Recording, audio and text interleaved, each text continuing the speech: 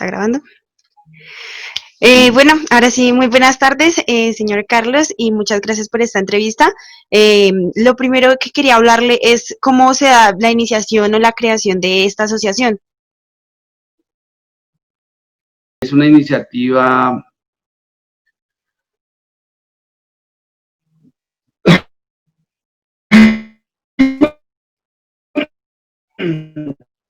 de los jugadores del 2003. El antecedente es que yo fui futbolista, jugué en Millonarios, jugué en América, jugué en Cúcuta y me retiré muy rápido. Paralelo con mi fútbol, estudié Derecho en el Externado de Colombia y me gradué como abogado con una tesis de la inconstitucionalidad del pase y la transferencia en Colombia, cuando no teníamos ningún tipo de garantías y cuando éramos esclavos, literalmente. Después, en el año 97, cuando era vicepresidente jurídico de la Caja Agraria, me encuentro con un abogado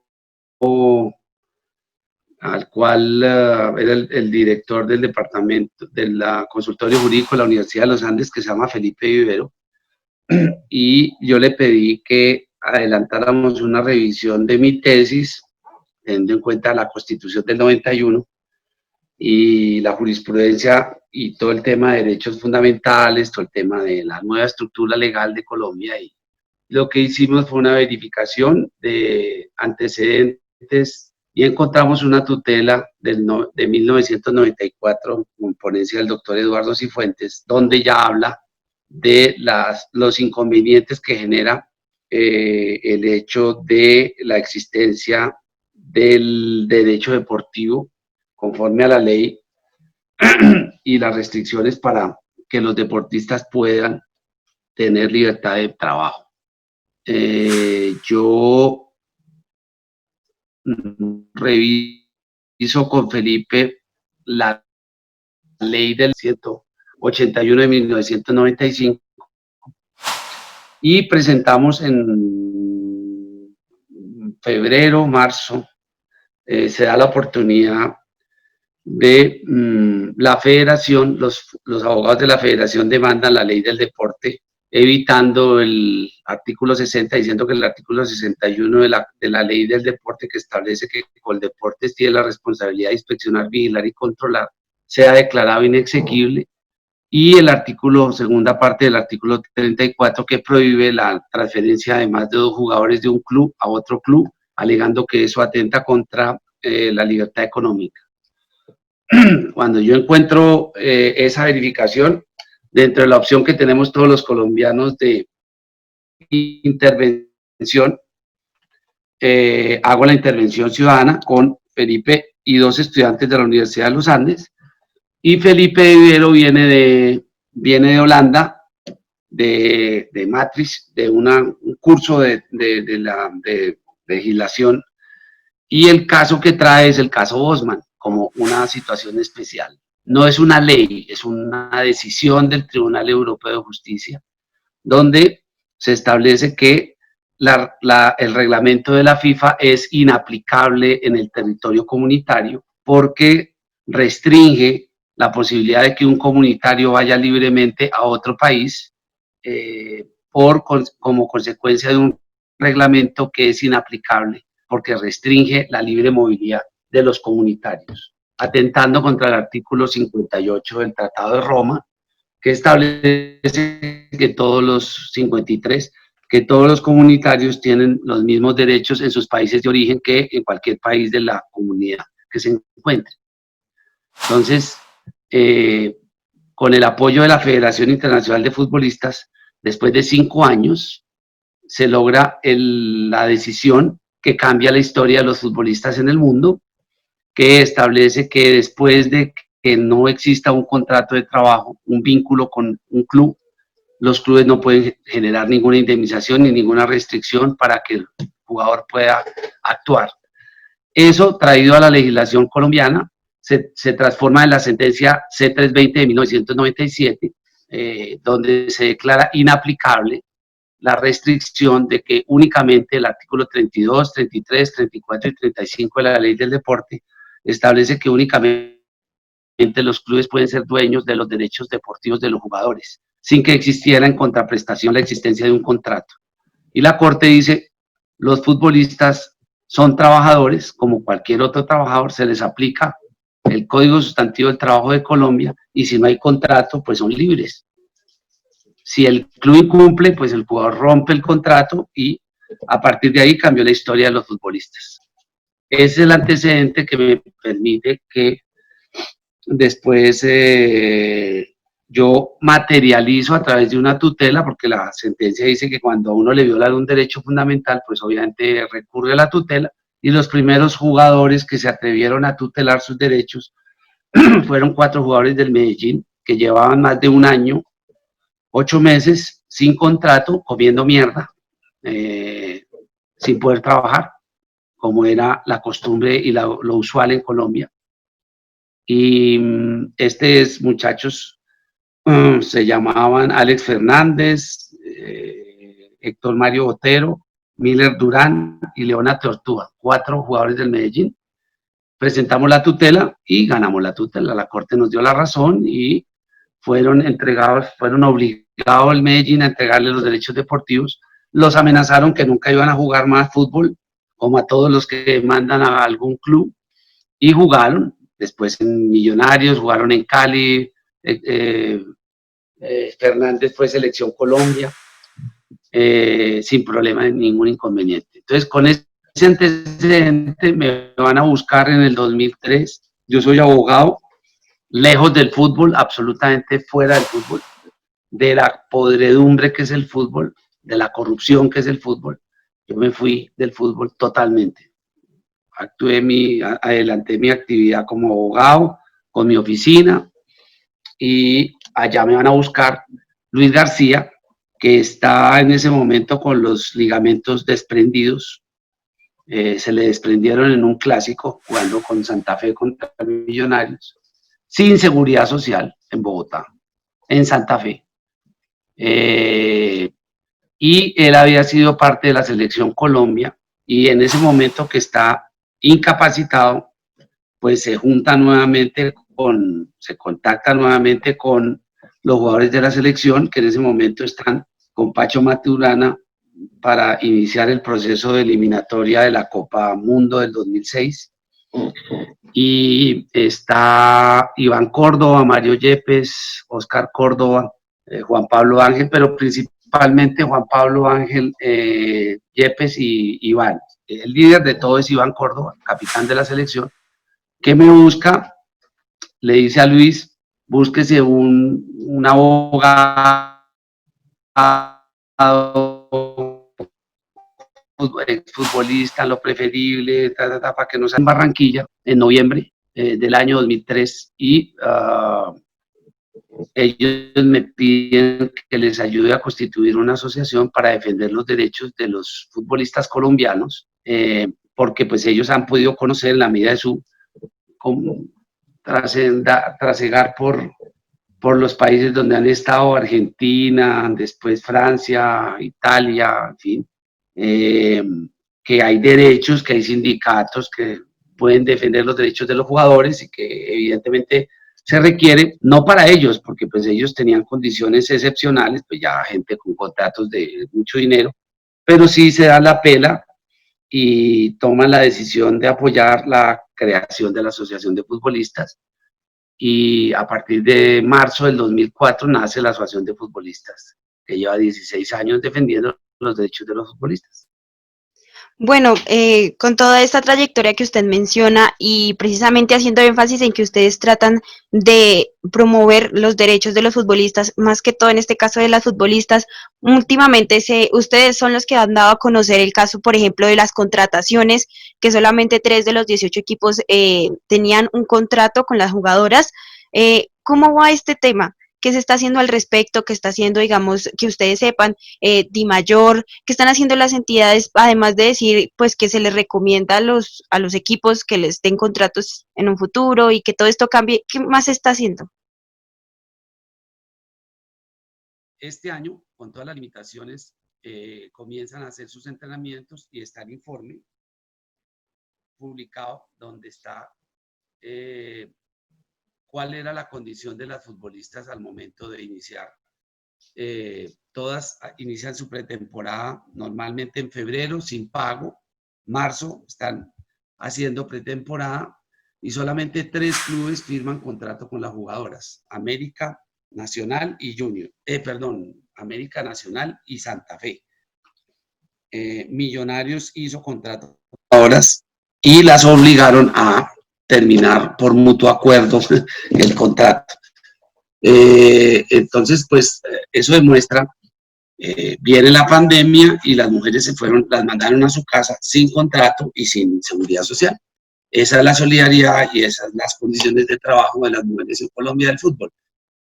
¿Cuál es el concepto? Pues que son un estorbo, que son una carga, que no producen nada. Y el resumen de cómo piensa los dirigentes colombianos del fútbol está resumido en una declaración del señor Gabriel Camargo, que dice que todas son bebedoras, que beben más que los hombres, que son lesbianas y que no sirven para, que no generan sino gastos. Ese es el concepto generalizado del fútbol femenino que tienen los dirigentes en Colombia. También, digamos, bueno, en ese contexto de los contratos y todo eso de las jugadoras, ¿qué otros aspectos crees que están mal de la liga? Es que no hay contratos, no hay contratos, no hay contratos.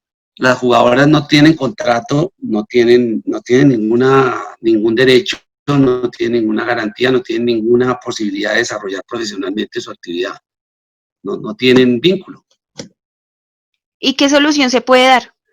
¿Qué solución plantea, digamos, a Colfoot Pro? Pregúntaselo a las dirigentes, porque evidentemente ellos no quieren invertir, ellos no quieren generar un proceso, ellos se quejan de que es imposible conseguir un patrocinador, pero pues es muy difícil conseguir un patrocinador cuando usted todos los años no lo hacen. O sea, lo que vemos es que los directivos obligados por el reglamento de licencia de clubes, por las exigencias de la Conmebol de que equipo que participe en una Copa Internacional tiene que tener obligatoriamente un equipo femenino en actividad y otro en formación. Lo que hacen ellos es simplemente cumplir con un requisito. Son muy pocos los clubes que realmente tienen una vocación, un interés por desarrollar el fútbol femenino.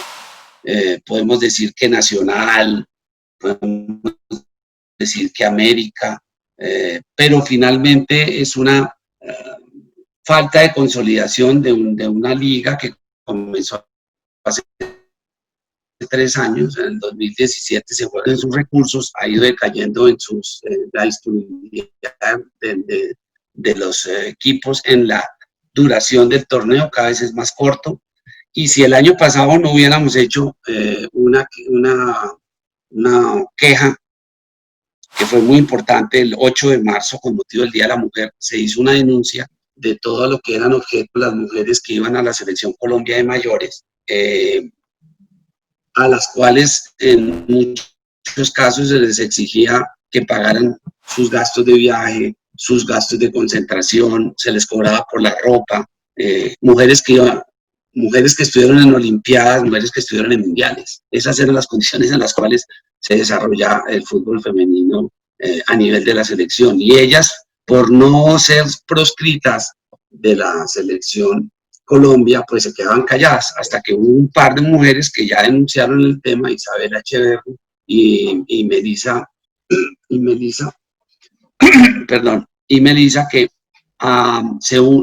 las apoyamos nosotros. Después se va sumando Natalia Gaitán y hicimos una denuncia a la cual finalmente acabaron concurriendo 17 jugadoras, todas en el exterior, la gran mayoría, con mucho miedo a hacer las denuncias, a formular, por miedo a que no fueran otra vez tenidas en cuenta para el tema de la selección.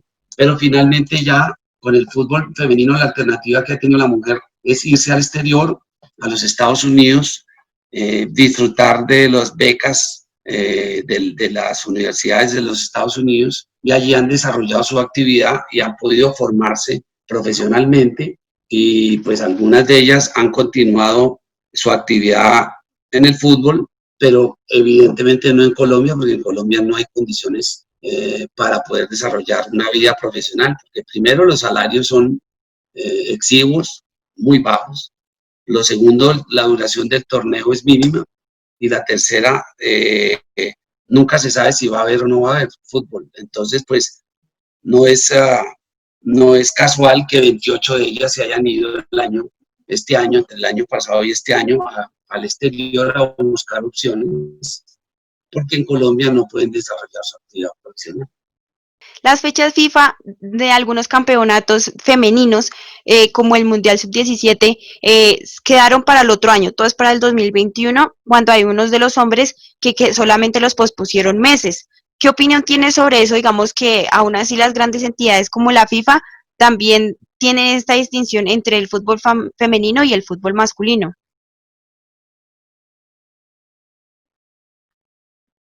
Pues no sé, el tema de la acumulación de torneos, pues finalmente nadie sabe a ciencia cierta si se van a poder realizar, porque mientras no haya vacuna, pues no va a haber fútbol. Es claro que viajes al exterior y todo ese tipo de cosas, yo creo que todo está condicionado y simplemente lo que están haciendo es posponer la planificación de actividades, porque hoy a ciencia cierta nadie sabe qué va a pasar. Sin vacuna no hay ninguna, hay mucha ansiedad, hay mucha zozobra, porque nadie sabe a ciencia cierta qué va a pasar con el fútbol. Puede que se juegue a puerta cerrada eventualmente para generar, descomprimir la presión sobre los ingresos, pero mientras no haya vacuna, creo que todas esas fechas, porque si hay liga o no hay liga, dependerá en Colombia de la curva de contaminación del virus. O sea, en este momento yo creo que nadie sabe a ciencia cierta y yo creo que son fechas tentativas para desarrollar actividades. Más que eso, no creo que están tratando de aplazar para ver cómo acomodan, pero hoy en día nadie sabe, ni con hombres ni con mujeres, qué va a pasar. Mientras no haya vacuna, yo veo muy difícil que se pueda realizar un certamen a puerta cerrada en el mundo. Eso no sería ridículo. O sea, yo no veo que se hagan mundiales a puerta cerrada. Yo no creería que eso finalmente se llegue a materializar. No sé qué termine pasando, pero hoy se podrá jugar fútbol con ciertos protocolos y cumplimiento de evaluaciones sobre los hombres, sobre las mujeres, pero no tienen certeza nadie de que se vayan a realizar. Y en relación con las mujeres, habría que preguntarse qué posibilidades de competencia pueden tener las mujeres cuando no hay torneos aficionados, no hay torneos profesionales, porque si las mujeres tienen que cumplir con unos requisitos de protocolo para poder tener actividad grupal, no sé de dónde va a salir el dinero. Si no tienen plata ni siquiera para el torneo, no sé de dónde va a salir la... Entonces yo creo que esos son eh, programaciones y planificaciones que no tienen ningún fundamento en mi concepto. Por ahora, para mí pueden decir misa, pero eso no tiene ningún sentido. El tema de ahorita, de la situación actual de las niñas y todo esto, de que hay muchas que sabemos que no tienen la mayoría contratos, no existen contratos, no tienen cómo tener ingresos, pero aún así vinieron a Colombia muchas que no son de acá, de Bogotá, perdón, vinieron a Bogotá muchas que no son de Bogotá y se quedaron en algunas, en hoteles, en casas que les daba el club, pero hubo un caso de tres jugadoras, si no estoy mal, que se quedaron con un técnico, que eso fue, digamos que una cuestión de si ya había un escándalo por los abusos que se pueden cometer hacia las jugadoras, porque todavía, usted, ¿por qué piensa que todavía no se ha hecho nada y siguen pasando cosas como que las jugadoras se queden con el técnico?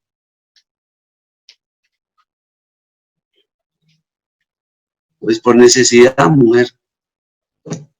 La gente necesitada recurre a eso.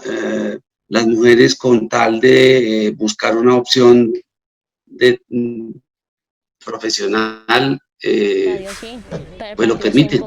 Es claro que en el caso del Club Orso Marzo, el Club Orso Marzo no tiene ningún seguimiento ni ninguna responsabilidad porque lo que hace es un convenio con un equipo aficionado y esas mujeres viven o vivían en su momento en la casa del entrenador. Entonces, justamente en el informe que nosotros publicamos, hicimos notar que conforme a los protocolos y a los requisitos mínimos de distancia, pues eso no es una práctica sana y que debería corregirse. Pero pues desde la federación, a pesar de las denuncias, no hay ningún protocolo especial para ese tipo de manejo y cada uno se defiende como pueda y cada mujer en condiciones que pueda, pues trata de sobrevivir, porque aquí no es, digamos, es sobrevivencia realmente. Aquí no hay muchas posibilidades de desarrollo, pues no hay condiciones para desarrollar el fútbol femenino tal como estamos en estos momentos, no hay. Las mujeres nunca saben cuándo va a iniciar su liga, se vota en la asamblea última del año de la DIMAYOR y nunca se sabe cuándo va a comenzar, nunca se sabe cuánto tiempo va a durar, no se sabe con qué recursos va a contar, entonces que no hay patrocinadores, pero pues nadie puede apostarle al fútbol femenino en la medida en que no haya como una determinación, una planificación y una estructuración para desarrollarlo profesionalmente. Y eso hoy no existe en la Federación de Fútbol ni en la DIMAYOR menos. Para ir terminando, ¿qué opina de lo que se viene para el fútbol femenino en Colombia, teniendo en cuenta todas las cosas negativas que ya hemos mencionado? Que tiene un futuro muy negro, porque realmente no hay doliente, realmente no hay planificación, no hay interés, son muy pocos los clubes que tienen un verdadero interés en desarrollarlo y a mí me parece que en lugar de obligarlos por reglamentos a hacer lo que no les gusta hacer, lo que no quieren hacer, debería permitirse ir formando una liga con no tantos equipos, con los equipos que quieren y que tienen interés en desarrollar el fútbol femenino para efectos de ir construyendo y aparte a nivel de la base para poder tener como con los hombres el mismo proceso formativo desde los 12 años para que vayan llegando las mujeres formadas, trabajadas, pero ese aspecto son muy pocos los clubes que realmente tienen trabajo a nivel de base con las mujeres. Entonces, mientras no haya un trabajo de base, lo que lograron los alcances de ir a un mundial, de ir a una copa, a una olimpiada, es más por esfuerzo de las mujeres que por la planificación federativa de los procesos. Eso, pues Álvaro González decía que lo había podido hacer gracias al fútbol aficionado, pero finalmente después de los 18 años, tú no puedes pretender que las mujeres queden congeladas esperando solamente jugar fútbol y no ser retribuidas. Entonces, pues esa realidad tiene que cambiarse y tiene que planificarse y como en otros países se ha podido adelantar el proceso, en España se demoró 5 años en construirse una liga, hoy ya en día vende sus derechos de televisión y tiene una fuente importante de recursos y hay 18 equipos, en Estados Unidos son 12, creo que han bajado a 10 equipos profesionales de mujeres, es un desarrollo totalmente distinto. Las jugadoras de la selección las paga la federación y las distribuye entre los clubes para que tengan competencia todo el año. O sea, es una visión completamente diferente de planificación, de desarrollo desarrollados. Colombia está cercano a una posibilidad real de que la mujer tenga en el fútbol, encuentre en el fútbol una posibilidad de desarrollarse profesionalmente. Estamos todavía muy lejos de eso. Bueno, muchas gracias, señor Carlos. Sí, es lamentable el panorama que tenemos, eso creo que ya lo hemos dejado claro. Esperemos a ver qué sigue para las niñas y pues muchas gracias por esta entrevista otra vez. Mucho gusto. Esperemos que las mujeres que son muy valiosas, muy valerosas, tengan y encuentren un espacio en un fútbol absolutamente machista y que no tiene, la verdad, ningún interés por desarrollar su actividad profesional, no lo tiene. Hoy en la Federación de Fútbol no se tiene esa mentalidad ni ese interés, se cumple con unas obligaciones por mandatos reglamentarios más que por una posición real de desarrollar el fútbol femenino. Así es que, pues, qué lamentable panorama. La verdad que me encanta el fútbol femenino y espero algún Esperemos que día, cambie. ¿Eh? sí, y que esperemos que algún día podamos verlo como debe ser, con las condiciones que deben ser. Falta camino y tienen que trabajar muy duro las mujeres. Y ahí estamos apoyándolas, pero el camino está.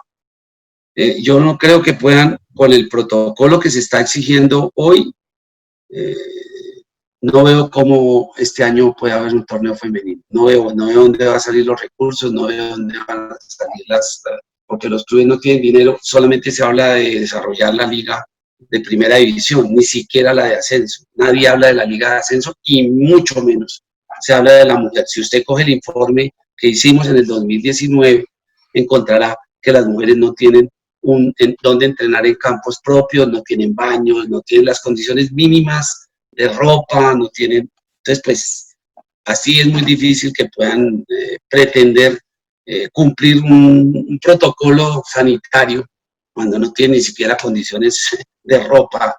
Hay clubes donde ni siquiera les dan ropa para entrenamiento, las tienen que llevar ellas. Entonces, la cosa no pinta bien, pero bueno, esas tienen agallas, tienen ganas y van a seguir luchando por sacar adelante el deporte y para eso estamos apoyándolas desde la Asociación de Futbolistas. Pues entonces se lo agradezco mucho. De parte, yo creo que todas las futbolistas lo han dicho varias veces que Acolfutpro es una de las organizaciones que más les ha colaborado, incluso en el tema de los mercados en esta época de crisis. Yo creo que ha sido una gran labor la que han hecho. En serio, muchas felicitaciones. Bueno, Gracias. Bueno, no Mayra, sé, no siendo más, muchas gracias por todo. Hasta luego. con mucho gusto. Que estés muy bien. Suerte. Estamos hablando. Que estés Gracias. bien. Hasta luego.